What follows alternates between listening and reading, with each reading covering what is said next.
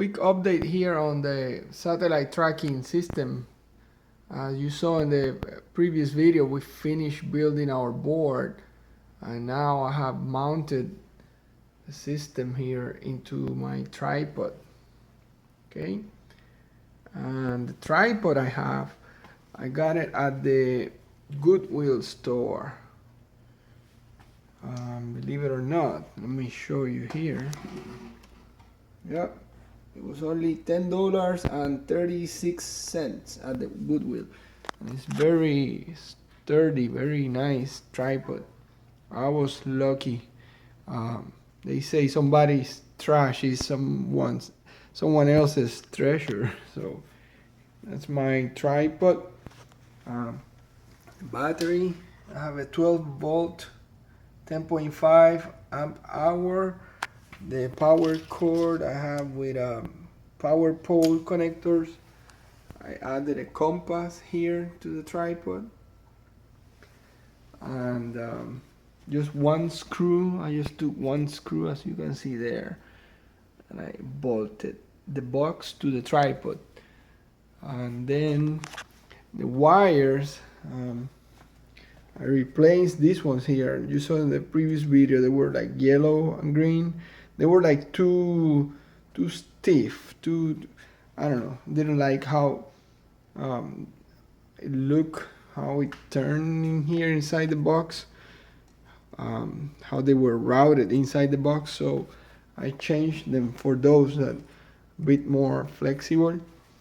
And then the board I just placed in here, and it's been held by just one screw. And again, I'll make it pretty later. But here's the board. I routed the wiring inside. You have the power and the pot cables coming through the box, and then I added some hot glue in there to keep them in place, and try to clear them from the gears so they don't get tangled when it's turning. And I think we're good to give it a try, see if it works. Here I have my SatPC 32 running, and I'm gonna do the setup and see if we can track a satellite. My previous video, I showed you the board did not have the connectors in the back yet. So I mounted those, and as you can see, you're gonna have 2 points for power. One is elevation, the other one is your azimuth, and then you have the ones there on the top. They are for the pots, and as you can see, the one with the 2 wires are for the power.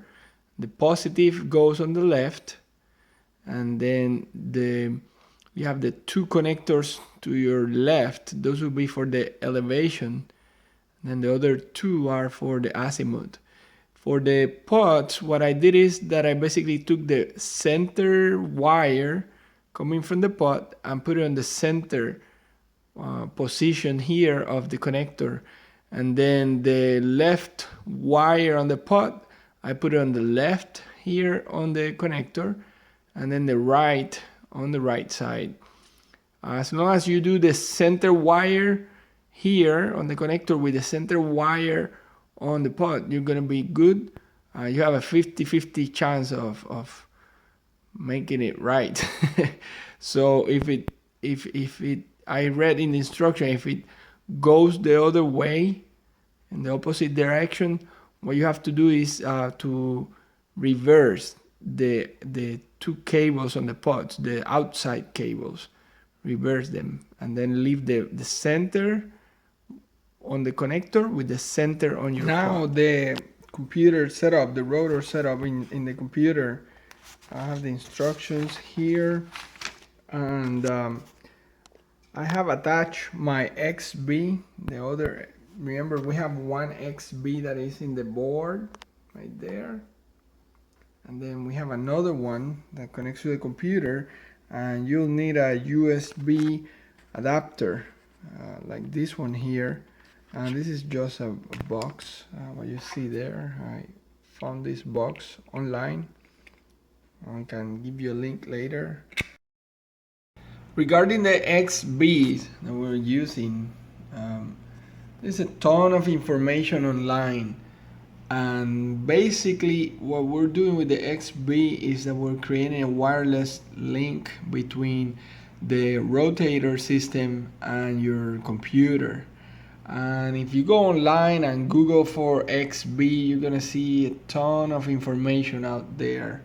We're gonna keep it simple, and I'm just gonna show you how to set up the two Xbees to work with the rotator without getting too much detail. What you're gonna need is to go online and Google for XCTU,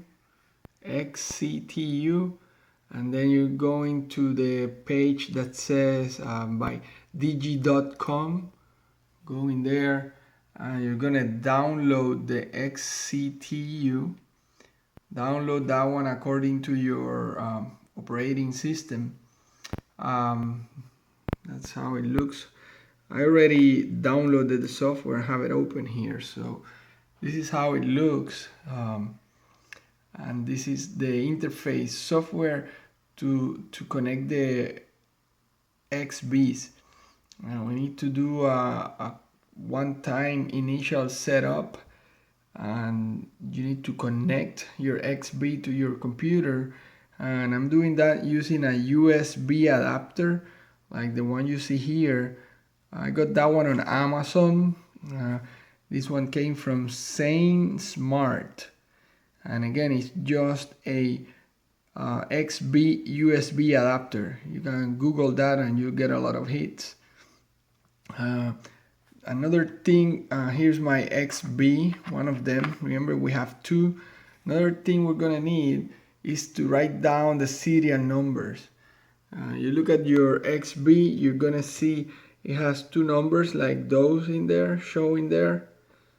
There's like a series of number on the top line, and then there's a second line below. Write those down on both of your Xbees. And then we're going back to XCTU software, right?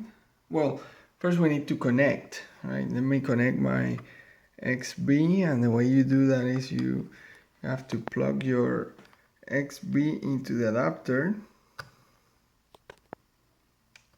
Just align the pins and press down. This base here is just with a Velcro to attach. My computer doesn't come with that. It was just me making it easier. Plug your Xbee to the USB. On mine, the computer recognized it immediately. I did not have many problems with the drivers or anything like that. I just plugged, and yeah, it recognized it the first time. No major issues. Once connected, yeah, you're gonna get a red light on the Xbee LED. I go here to the plus sign, and it's asking me where, and it's this one here. See where it says USB serial port? So we are on COM4, and it's set at 9600 bauds, 8 data bits, parity none, stop bits 1, flow control none, and then I say finish. It's doing something here, discovering radio modules. Okay, and you're gonna see something like this. So there's an Xbee on COM4, and there's a MAC address. You simply click once, and it's going to open that module and give you the details. In here, we're gonna see, do you see here, these two numbers down here, the SH serial number, SL serial number, those are the numbers of the unit we connected. Those are the two numbers of the units we connected. All you're gonna do is, in here it says DH and DL, you're gonna type the two numbers from the other unit you want to communicate. Type in those serial number of the other unit, put them here, both numbers. Okay, once you do that, you simply go up here to the pencil where it says write. You click that and it's gonna save those settings. Okay, once you're done with that, you're going to click here to remove the radio. So now you are disconnected. You're disconnected, and you are going to unplug your Xbee from here and plug the other one. Plug the other Xbee module in here, and you're gonna do the same. You're going to click connect here, and it's on serial, it's on COM4. You're gonna say finish. It's gonna do the same thing again, like discover new modules. Same thing, you're gonna get this box, and you're gonna click once, and it's gonna give you the details of the box. And what you do now you have to type the other numbers. Right here is giving me the same numbers because I'm using the same module, but when you plug the second unit, you're gonna see that these numbers here are gonna be in your SH and SL, and you're basically going to put these numbers in the DH and DL. Follow me? You're going to do the opposite that you did in step 1. I found a diagram online. Once you do that, same thing, you do write. Once it's done writing, you just click here the X and it disconnects. Right now we are disconnected, and that's basically it. That way both Xbees are set to communicate with each other once they are turned on. I found here a diagram I want to show you. Take some time to study this diagram, and you'll see you basically your destination address, your DH, and your destination address low, your DL. See, go on one of your units, your DH is the SH from the other unit, your DL is the SH from the other unit, and vice versa. On your other unit, your DH is the SH from your unit, from your other unit, and the low is your SH goes on your DL. Once you set up your two Xbees using the XCTU software, you should be good to go. As soon as you connect them, you provide the power, they will automatically connect. You don't have to do anything else. They'll talk to each other, and you should be good to go. And then the computer should recognize it here. Right there you can see is it's a USB serial port. It's under COM4. Right here is the instruction. It says note the port number for later use. Everything is working okay.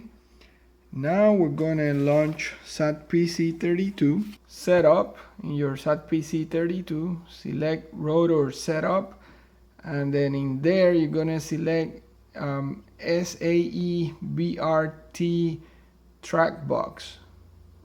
SAEBR track box. Select that from the drop down menu, and then it says here, you click here where it says S. I'm gonna replace that with an N, meaning north, and then you're gonna do store. It gives you a warning that you need to restart the software. Then you have to click store again down here. Remember, twice. We do store twice. Then it says you have to close and reopen the software. Closing. We are going to reopen the software. There it comes. Okay, it's back. Notice that we have an ECCOM, it's called, down here in the toolbar, something called server ECCOM 1. That came up after we selected that SAB track box option in the rotor. This is now here, and you have to do like a one-time setup. You have to go here and remember, select your COM port was on 4, that's for your Xbee. Baud rate is 9600. Pacing delay, I have it at 0, and then these two are on check. But I think these two are the important ones. COM port and your baud rate. You click save. Restart the program. So we are going to do another restart here.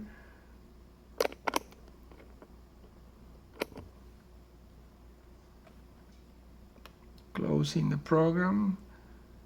I may close this too. We are going to reopen the SatPC 32. Looking here at the instructions, looks like we are set up. And remember, we pick N for north, and we also, looking here at the instructions, says make sure you have a the max elevation is set at 90 degrees. Make sure that one is set at 90.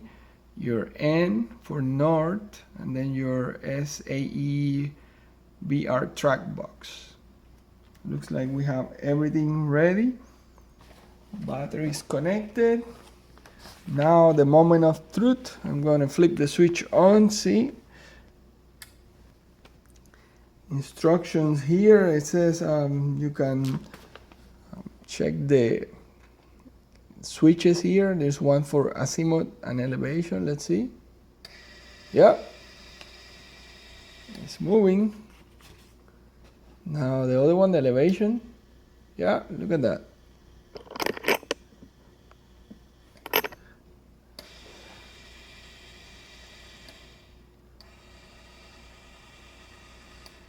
So the manual switches are working.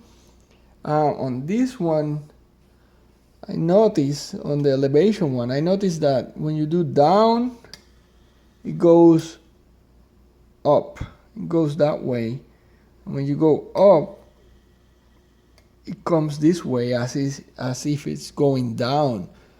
But I'm thinking, yeah, picture you have the antenna on, and it makes sense, right? So if when you do down here, it's going to, let me see.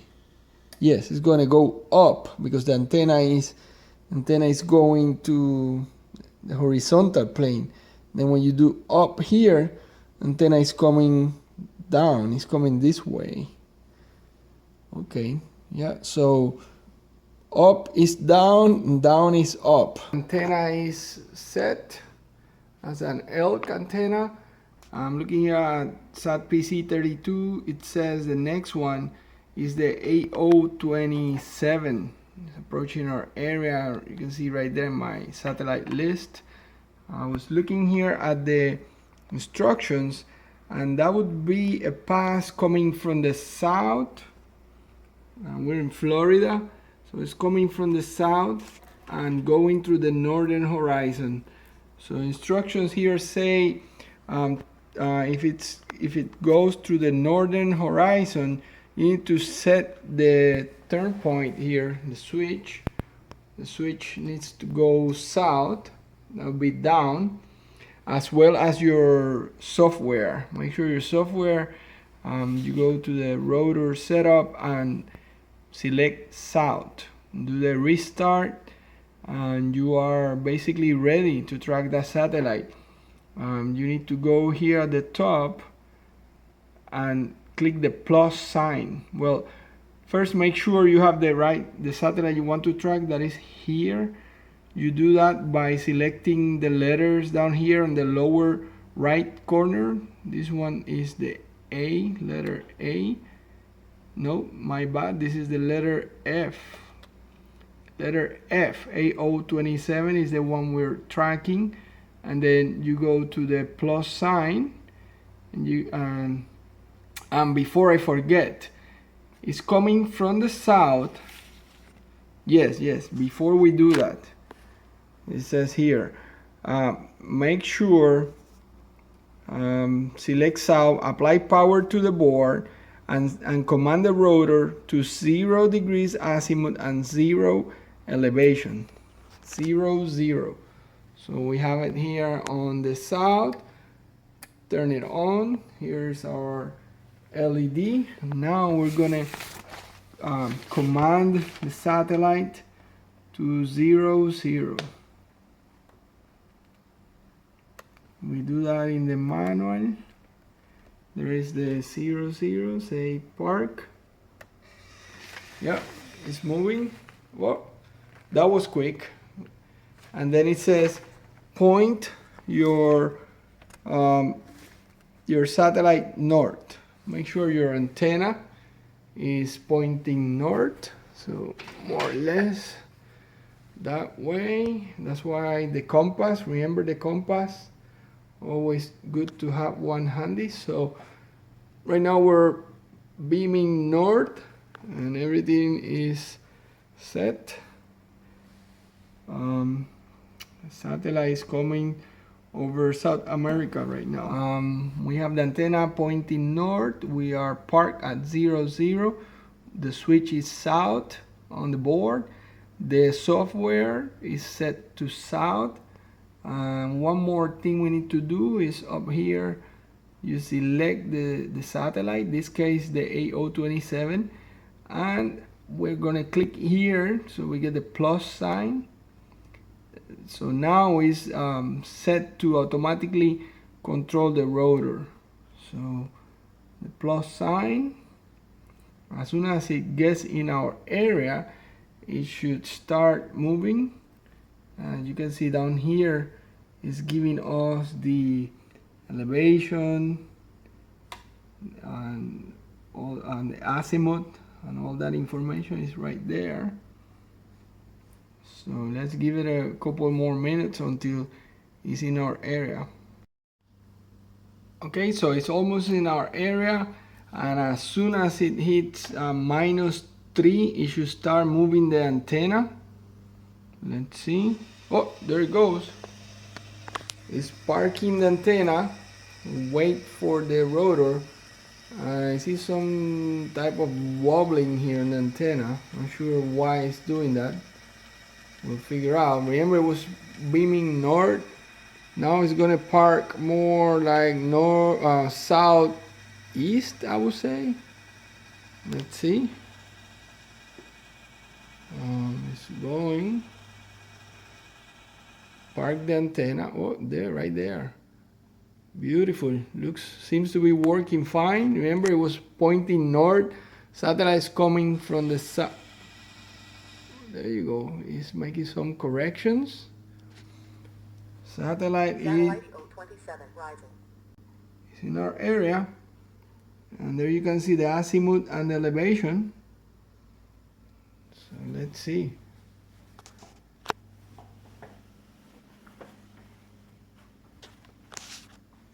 This is live.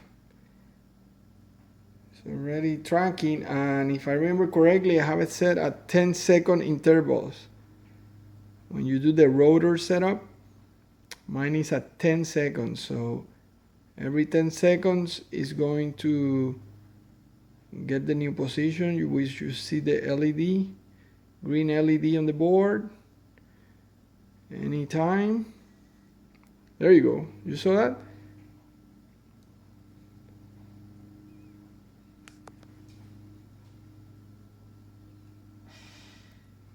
It's working. Let me see if I can take a better, like put the computer next to or something. I moved the tripod a little bit so you can see both. Right there, it's moving. Yeah, it's working. Every 10 seconds, I have mine set. Every 10 seconds, you see the LED, and it's gonna move. There you go. And it's tracking the 8027. Right now it's at 11 degrees, 132 azimuth. That's the elk antenna, and we're just testing, right? No cable, no radio, anything. This is awesome. It's working. And there's no cables in between the PC and the system. They talk to each other through the Xbee. Again, every 10 seconds, the green LED comes up and receives the new position. You can adjust that. I read somewhere that they recommend that you know, if not, it will go crazy adjusting every second, every move. So it's okay. The antenna, the angle right now, I have it, I don't know, just random. I'll play with that later. For now, I just want to make sure it's working, right? Yeah, very nice. As you can see there.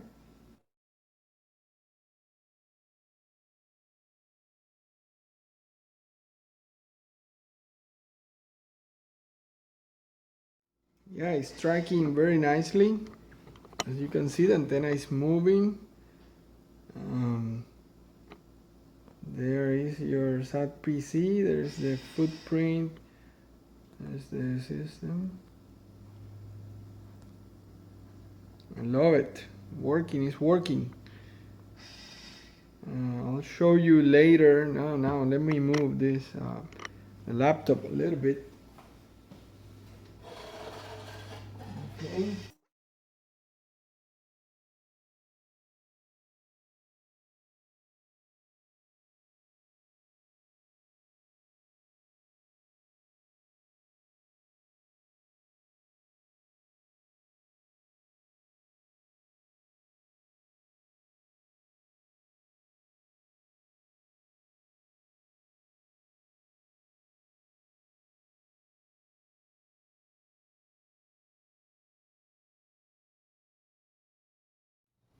Remember that is wireless. We can move the laptop around, no cables or anything. Only cable is going to be from the radio to the antenna.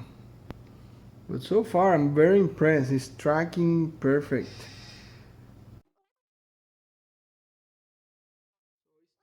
Very nice. As you can see there, elevation 20, almost 29 degrees, 27 azimuth, going through our area, the A027,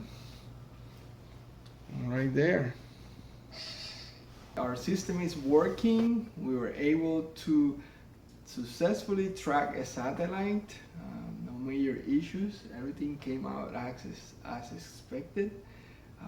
To see that antenna moving by itself is crazy. I really enjoy this project. Some of these things I never done before, like the electronics, putting the board together, the hardware. I've learned a lot. Definitely great learning experience, and very well designed system. And I want to give my thanks again to Mark Spencer for such a great job. Very well designed system. Everything comes together perfect. Software, the hardware, and instructions, everything is there. Once again, thank you for sharing all that knowledge and making it available. At the end of the day, I ended up paying around $300, I would say.